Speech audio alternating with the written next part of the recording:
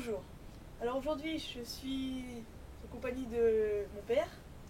Nous allons essayer de pardon, détecter. On va écouter le soleil, on va mesurer le soleil, c'est bien ça. Absolument, Alexandre. Et pour le mesurer, déjà. Tu peux peut-être présenter un petit peu l'antenne. Alors l'antenne, c'est une antenne parabolique grillagée de 6 mètres de diamètre. Oui. Qui est pilotée. Qui est pilotée manuellement ou automatiquement. Oui. Et donc nous allons vous présenter une démonstration pour poursuite du soleil. Alors, donc, où voilà. se trouve le soleil d'abord? Alors, sur l'écran, le soleil, alors les zones rouges représentent les zones chaudes du ciel. La ligne ici représente, alors attendez, la ligne ici représente l'horizon. Donc la lune se situe en dessous de l'horizon et le soleil juste au-dessus. Ça, c'est la parabole ici, c'est l'antenne. Donc, nous allons aller sur le soleil. Et sinon, les zones bleues aussi, c'est les zones froides du ciel. C'est bien ça? Absolument. Alors, quelle est la position du soleil actuellement? La position du soleil est de 213,97 d'azimut et une élévation 18,27 degrés. Et où se trouve la parabole? La parabole se trouve à Montre avec ton doigt. 235 d'azimut et 19,96 degrés d'élévation. D'accord.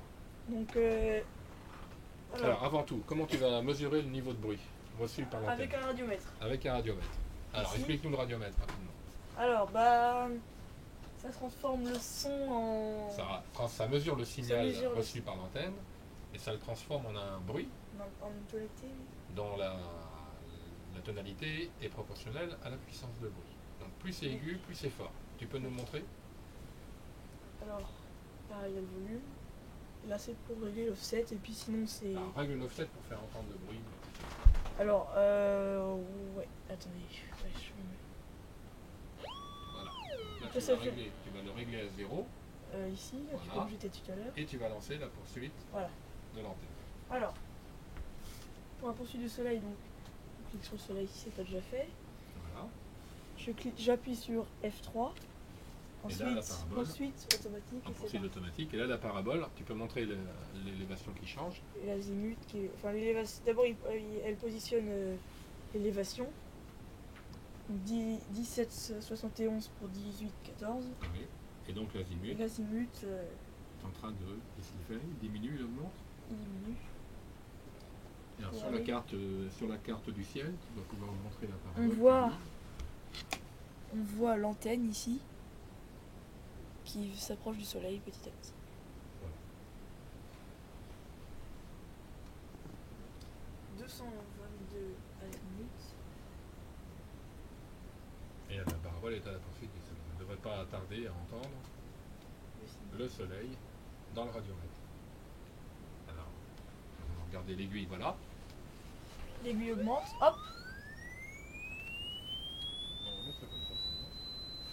Donc là, nous sommes sur le soleil. Alors, on peut essayer de faire un réglage manuel. Donc, je vais diminuer un petit peu l'offset. Et tu vas chercher le maximum avec le réglage manuel de la parabole. Donc là, ça diminue. Voilà, tu es passé par un maximum. Maintenant, tu cherches en élévation le maximum. Voilà. Et là, nous sommes au maximum. Donc, cette mesure du soleil permet de s'assurer que Ah, on peut encore. le système de réception fonctionne correctement. Donc, le soleil, ce que l'on peut dire, Alexandre, c'est que c'est la source, la radiosource la plus importante dans le ciel pour nous. Et derrière, nous avons Cassiopée A. Cassiopée A, qui est que nous détecterons la prochaine fois, qui est le rémanent d'une supernova qui a explosé en 1667, c'est ça?